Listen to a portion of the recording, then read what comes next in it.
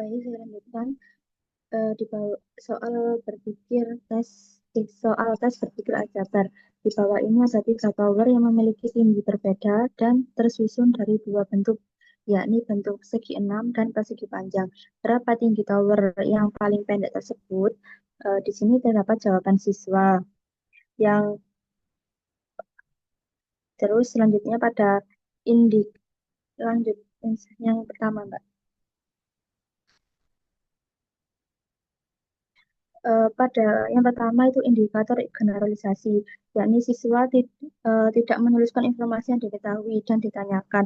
Namun, siswa itu mampu menyebutkan informasi tersebut pada saat wawancara. Berdasarkan hasil tes dan hasil wawancara dapat disimpulkan bahwa siswa ini memenuhi indikator generalisasi.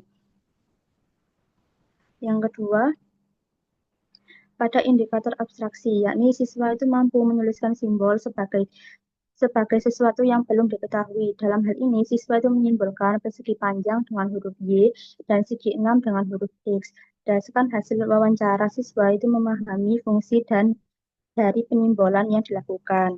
Yang ketiga, tadi kan ada dua bentuk dan ada dua bentuk, yakni bentuk persegi enam sama eh, persegi panjang. Nah, di situ dalam satu satu tower itu siswa itu dapat yang indikator ketiga yakni pemodelan itu siswa dapat mempresentasikan masalah yang ada pada soal. Siswa itu menuliskan model matematika dari tower pertama dan kedua.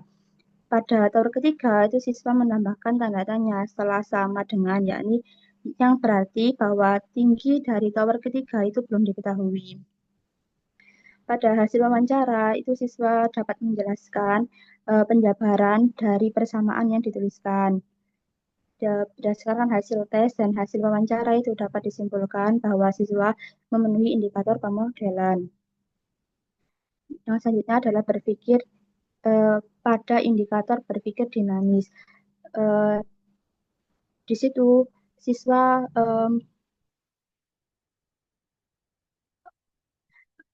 siswa dapat menemukan tinggi tinggi persegi panjang sebagai variabel Y dengan cara yang cepat dan tepat. Cara yang digunakan oleh siswa adalah dengan mencari selisih antara tinggi tower pertama dan tower kedua. Setelah dapat menjelaskan alasannya pada saat wawancara, hal ini menunjukkan bahwa penalaran siswa dalam menyelesaikan masalah pada soal tergolong baik karena menggunakan cara yang efektif. Berdasarkan hasil tes dan wawancara itu dapat disimpulkan bahwa siswa itu memenuhi indikator berpikir dinamis. Pada indikator yang kelima, yakni berpikir analitis, yakni siswa dapat menemukan variabel lain yang belum diketahui, yaitu X, dengan menggunakan metode substitusi. Namun, siswa mengulangi lagi dengan cara yang sama pada persamaan yang lain, dan didapatkan hasil yang sama. Pada hasil wawancara, siswa mengatakan bahwa substitusi dilakukan pada kedua persamaan untuk memastikan jawaban yang sebenarnya. Hal ini tidak memastikan jawaban yang sebenarnya. Hal ini tidak perlu dilakukan karena pasti akan didapatkan hasil yang sama. Pada indikator yang terakhir yakni indikator organisasi, yakni siswa eh, menemukan jawaban dari soal menggunakan metode substitusi dengan mensubstitusikan variabel yang telah diketahui pada persamaan tiga yang telah dituliskan. Dan berdasarkan hasil tes dan wawancara itu dapat disimpulkan bahwa siswa memenuhi indikator organisasi. Sekian dari kelompok kami, apakah ada saran dan pertanyaan?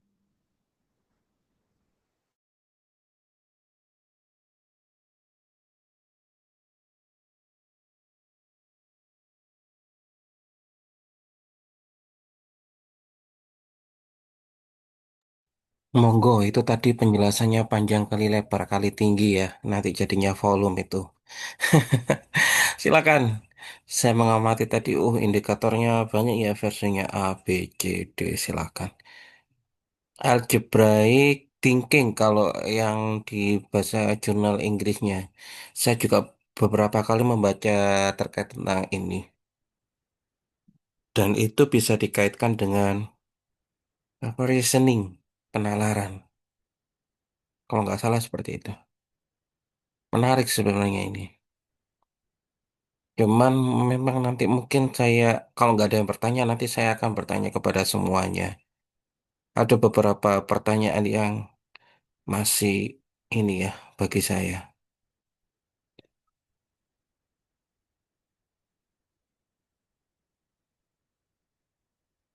Monggo ada yang tanyakan? Saya, Oh, monggo silakan Miftahuddin. nggih, baik teman-teman presenter. Tadi kalau tidak salah dijelaskan kan, eh, berpikir aljabar itu ada yang meneliti dan tadi itu katanya perkembangannya sejak usia dini, nggih. Nah itu, tapi mengapa kok di usia dini tersebut itu kayak masih belum ditekankan secara langsung, malah ditekankannya ketika sudah sampai di jenjang SMP. Mungkin bisa menjelaskan sedikit, terima kasih. Monggo, kenapa kok seperti itu? Katanya tadi sebenarnya disarankan mulai usia dini, tapi dari beberapa penelitian masih ini ya di SMP ya, begitu ya? Pada pelaksanaannya seringkali masih ada di SMP Monggo silakan. kebanyakan. Monggo. Mau ditampung? Apakah mau dijawab langsung? Rampung dulu, Pak. Oke, siap. Monggo.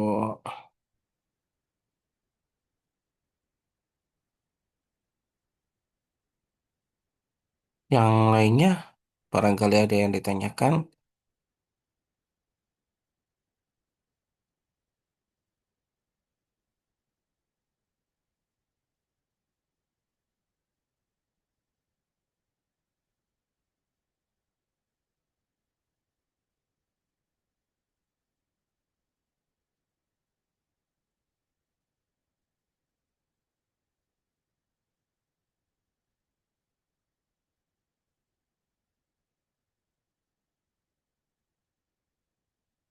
Oh, nggak ada ini. Yang ditanyakan nggak ada. Yang lainnya.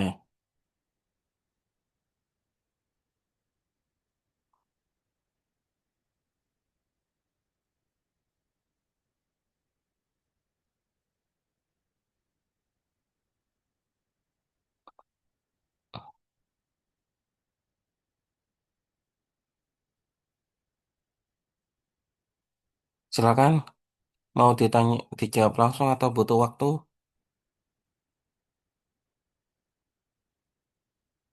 Bentar, Pak. Saya kurang paham pertanyaannya itu bagaimana. Oh, oke, oke, oke. Mungkin bisa diperjelas. Siapa Miftahuddin, monggo. Oke, Pak. Itu di eh, halaman kelima, itu kan tadi ada yang menjelaskan Levin Walco menemukan bahwa sebenarnya anak-anak sudah memiliki bibit berpikir aljabar sejak kecil. Nah, itu mengapa? Tapi kalau untuk sekarang kan aljabar itu mulai ditekankan, maksudnya di apa ya? Di Asalnya di ya ditekankan itulah di ketika mereka sudah di jenjang SMP.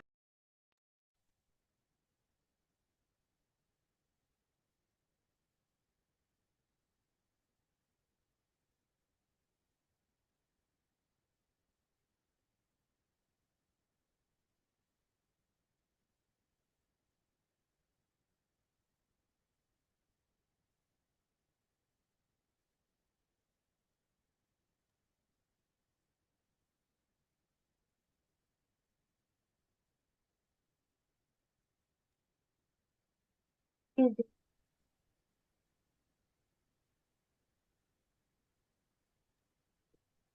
Sudah paham ya warga ya dan teman-teman.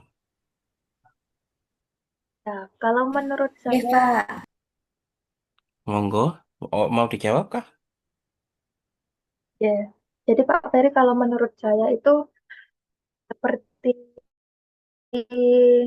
definisinya tadi, kalau berpikir aljabar itu kan benar. Jadi kalau berpikir aljabar itu kan eh, itu game.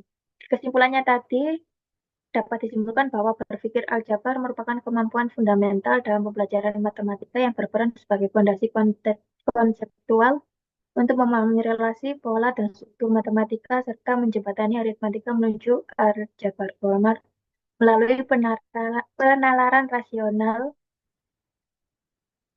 Intinya itu kalau aljabar itu kan juga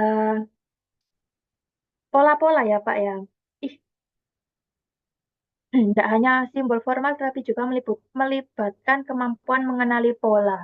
Nah, kalau di usia dini itu kan sekarang sudah ada mengenali pola-pola juga, seperti misalnya kalau saya mengajar TK ya Pak, itu kan ada pelajaran coding ya, coding.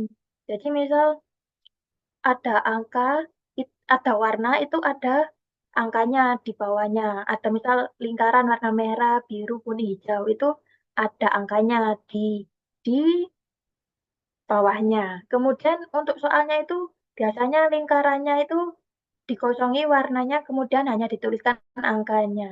Jadi di situ kan anak usia dini itu juga melibatkan pola bahwa angka ini tuh warnanya seperti ini, angka ini tuh warnanya seperti itu. Menurut saya seperti itu. Jadi di usia dini itu ya juga ada pikir aljabarnya. Oke. Nggih, Pak, izin menambahkan. Eh, Monggo, mungkin yang di silakan. Mungkin yang dimaksud Miftahudin itu kan kenapa kok ini mungkin materi aljabar ya terutamanya itu baru ditekankan di tingkat SMP ini. Lah sedangkan di situ kan definisinya itu sejak kecil sudah dikenalkan. Lah seperti yang disampaikan Hadijah tadi, sebenarnya sejak kecil itu juga sudah dikenalkan aljabar ini dengan mengindikasi pola-pola tadi. Tetapi untuk pelajaran seperti aljabar yang di SMP, kenapa kok perlu dikenalkan di SMP? Itu juga mungkin melihat kesiapan kognitif siswa juga, karena terkadang kan siswa kayak mungkin yang masih SD atau kalau di SD itu diberi soal seperti memindah ruas itu juga masih bingung gitu loh Pak, kayak pikirannya itu em, mungkin kayak belum siap gitu loh ke situ gitu Pak. Oke, sih. Oke, siap. Ada yang ini gimana Miftahuddin? Ya, Pak. Sudah semerah, Oke. sudah paham maksudnya. Sebentar, saya tambahkan sedikit.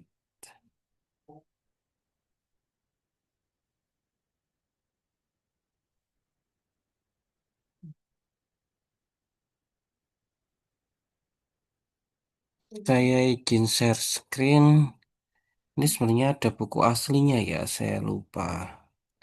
Tapi bahasa Inggris lupa saya ini ya. Oke, di ini sudah pernah belajar teori pembelajaran ya, teori belajar ya.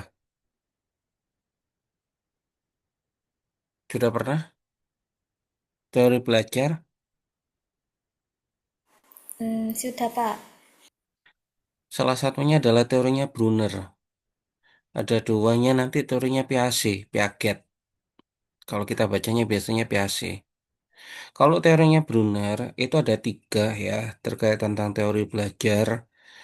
Ada tiga tahapan yang apa namanya untuk pemahaman dari anak itu. Yang pertama adalah tahap enaktif. Tahap enaktif ini adalah tahap ini dia bisa memanipulasi benda langsung. Jadi eh, dia melalui panca indera yang secara langsung yang terlibat seperti itu. Kalau yang tak, iya. Jadi di sini peserta didik tidak perlu mendatangi langsung untuk mengikuti proses senaktif, bisa merasakan pengalaman tidak hanya dari lingkungan. Ada yang pertama adalah kalau ini lebih ke apa ya? Kelas siswa siswa kelas berapa ya kira-kira kalau enaktif itu? Jadi dia itu akan merasakan langsung ke pengalamannya, ke benda langsung, ke benda konkretnya. Ini kira-kira anak siswa kelas berapa ya? Mungkin TK, Pak. TK SD Apa tuh? kelas bawah. Sedangkan yang ini ikonik. Jadi dia itu bisa di apa pembelajarannya bisa melalui bayangan visual, bisa sudah diberi gambar, hanya gambar saja, diagram, itu mereka bisa mampu berimajinasi, mampu apa ya, menggambarkan peristiwa yang ada di dalam pikirannya seperti itu. Yang terakhir adalah yang paling kompleks, yaitu tahap simbolik.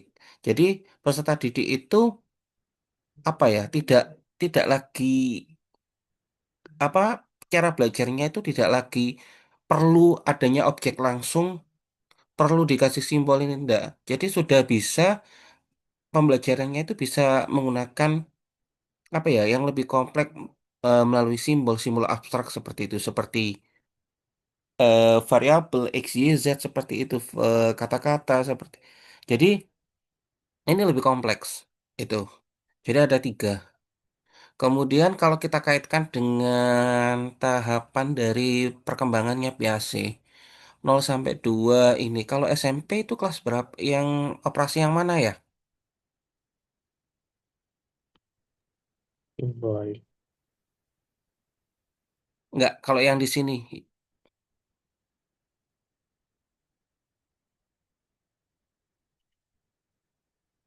Yang ini ya.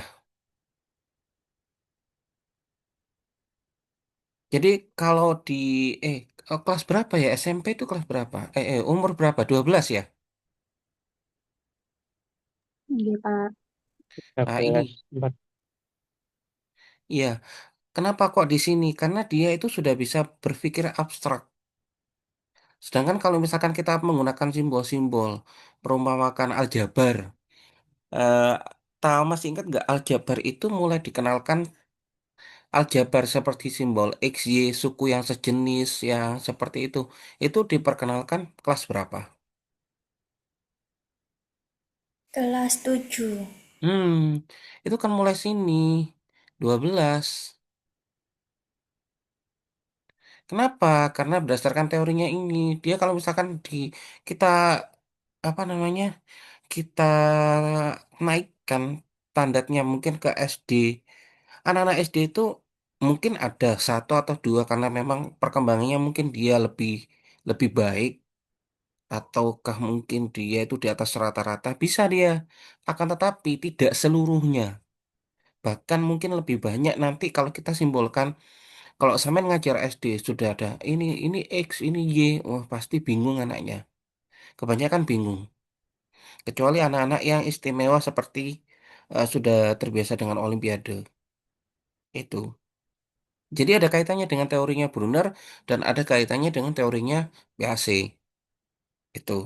Jadi dibuka-buka lagi ya. Maka dari itu nanti ya teori ini itu ketika kita ngajar ya kita terapkan. Kalau SMP, SD janganlah kita simbol. Jadi kalau misalkan apa luas persegi panjang P kali L kali T. Waduh, kalau kita menekankan ke sana, mereka pasti akan kesulitan. Nggak semuanya memang, tapi pada umumnya seperti itu. Bahkan pembelajaran kita bisa dikatakan apa ya? Kurang inilah kalau sekarang itu kurang pembelajaran mendalam seperti itu. Oke, bisa dipahami? Bisa, Pak. Terima Bisa. kasih. Bisa. Oke, siap itu. Ada yang ditanyakan dari teman-teman yang lainnya?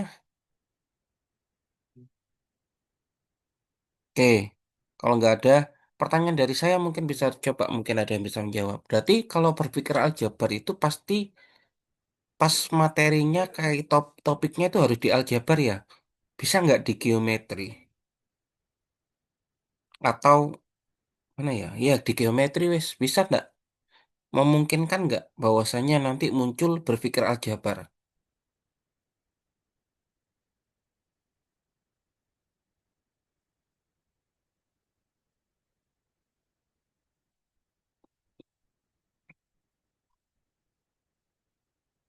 Gimana? Ada yang mau mencoba menjawab?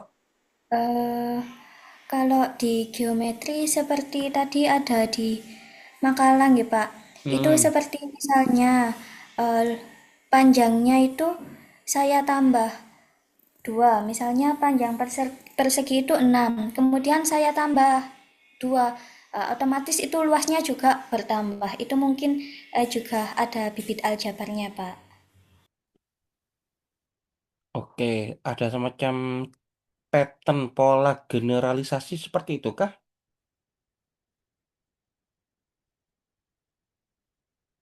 Iya. Nggih Pak, nggih. Oke, boleh. Adakah yang jawaban yang lain? Dari yang lain mungkin yang peserta yang audiennya.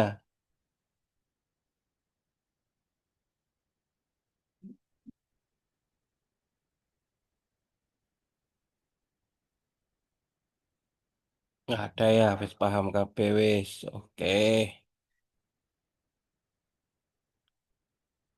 Ya mungkin itu. Untuk UASnya di sini ada yang ditanyakan kah? Saya tekan mungkin saya ini ya, saya apa namanya? Saya share screen lagi untuk UASnya, saya jelaskan. Itu sebenarnya adalah kalau misalkan saya sebenarnya bisa apa namanya itu juga bisa memberikan apa ya membantu sampean itu karena kenapa barangkali memang masalahnya itu yang apa yang deskripsi itu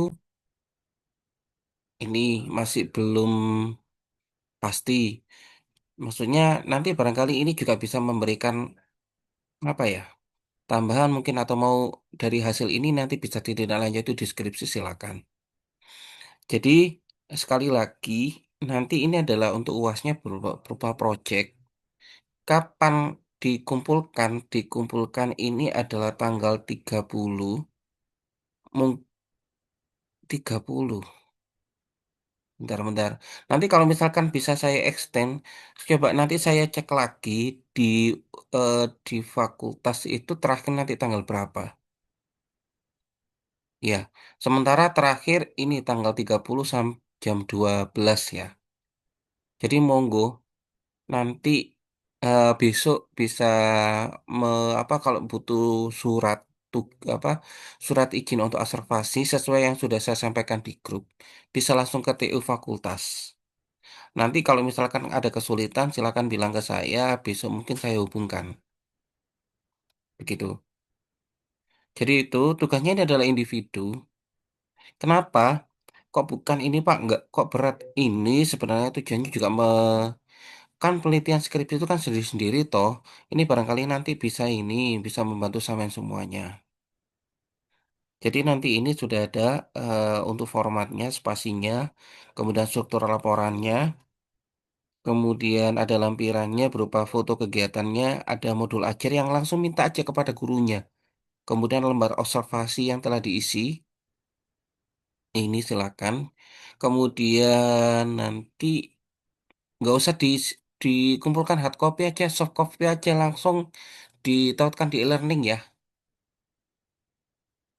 biar nggak usah ngeprint-ngeprint. Kemudian untuk deskripsi tugasnya, nanti itu ini observasi ya, observasi ke sekolah, bisa SMP atau SMA. Jadi mengidentifikasi permasalahan pembelajaran matematika. Nanti kita kaitkan dengan keterampilan berpikir matematis. Ada beberapa yang sudah kita pelajari bersama. Jadi observasinya ini minimal 1 kali ya.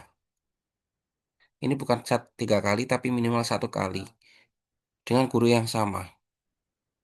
Maksudnya gini, kalau misalkan dua kali, sama mau dua kali, monggo dengan guru yang sama. Jadi yang pertama adalah tentukan sekolah mitra dulu, alasannya apa, kemudian gurunya minta minta profilnya, kemudian minta ini modul ajarnya. Karena di sini ada biasa di modul ajar itu ada kaitannya dengan ini. Kemudian lakukan observasi dari CPTP-nya bagaimana, bahan ajar yang digunakan itu apa. Kemudian ketika waktu observasi itu model pembelajaran apa, tahapannya bagaimana, strateginya bagaimana, metode, dan silakan diamati. Jangan lupa mengamati respon siswa. Jadi gini, ini oh ya nanti aja tak jelaskan. Kemudian coba diamati siswanya juga ketika dalam menyelesaikan soal. Pak, ternyata pada saat itu, misalkan gini, Pak, ternyata pada saat itu siswa itu hanya ini ya, hanya apa namanya? Hanya ceramah gitu ya gurunya. Mungkin bisa aja request, Bu, misalkan nanti setelah ini mungkin diberikan soal ke anak-anak boleh, ataukah mungkin soalnya dari saya juga boleh. Coba dikomunikasikan dengan baik. Sehingga nanti saya mendapatkan juga hasil dari pekerjaan siswa, dan itu nanti silakan diamati. Dari situ bagaimana kesulitannya, kemudian ketika di dalam pembelajaran kan kelihatan tuh ada yang kesulitan pasti ya itu bagaimana gurunya itu menanganinya tuh. Kemudian nanti diidentifikasi permasalahannya. Yang mana ya yang sekiranya bisa muncul permasalahannya di sini. Apakah kaitannya dengan number sense ataukah spasial ataukah problem solving ataukah koneksi yang kita pelajari dari pertemuan pertama. Kemudian coba dianalisis faktornya apa, kemudian solusinya apa, direfleksi. Nah, itu nanti harapannya, oh permasalahannya ini. Sehingga permasalahan ini, apa siswanya kurang semangat. Kemudian dalam pembelajaran ternyata ketika problem solving itu menyelesaikan masalah begini, begini, begini. Kemudian ternyata model yang digunakan ini, kemudian bahan ajarnya demikian. Sehingga nanti yang perlu mendapatkan treatment atau mungkin yang perlu dimodifikasi itu yang di bagian mananya. Itu dikasihkan usulan di sini. Ya toh, di sini kan ada. Jadi itu nanti hasil ini insya Allah berguna bagi sampean. Nanti inilah yang nanti kita ulas. Diulas di mana? Diulas di bab satunya. Yang seperti ini. Ya, nah ini. Saya melakukan studi pendahuluan. Nah ini. Saya analisis. Nggak, nggak harus seperti ini. Enggak, memang. Ini kan maksudnya tujuannya ini. Oh ternyata ini hasilnya demikian. Anak-anak itu ketika saya analisis. Nah, kemudian ini dari bahan ajarnya juga akan demikian. Dari wawancara model-model lah itu. Ternyata yang perlu modifikasi itu apa? Mungkin menurut saya ini. Itu loh, Rek. Mau saya itu supaya sampean itu ketika menentukan judul skripsi gak moro-moro ono judule tapi gak ada permasalahan. Podo ae ngene nek sampean berobat nang dokter, sampean njaluk obat. Saya minta obat ini aja padahal sampean gak ngerti nek lorone apa. Itu ada yang ditanyakan sampai saat ini?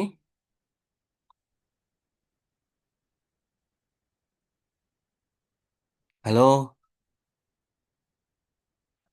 Belum, Pak. belum ya?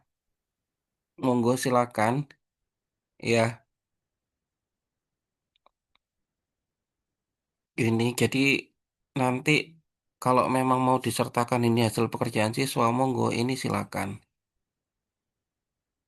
Ya, sekali lagi kalau memang sampean butuh surat tugas tadi yang ya, ya nanti bisa ngomong.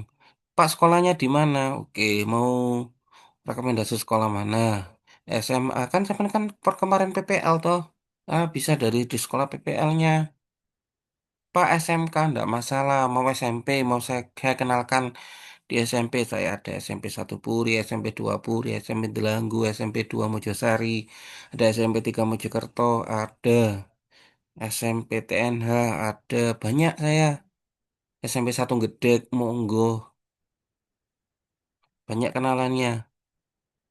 Memang satu Rejo ada, SMA di Ponorogo kemarin ada itu banyak teman saya. Silakan SMA satu Puri. Oh, silakan saya. Nanti apa? Saya saya langsung ke ini ke kepala apa ke wakakurikulumnya.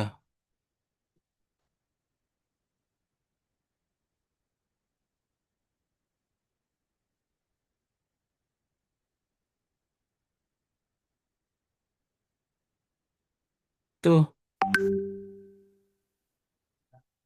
Nggih, monggo ada baik, yang Kak. ditanyakan?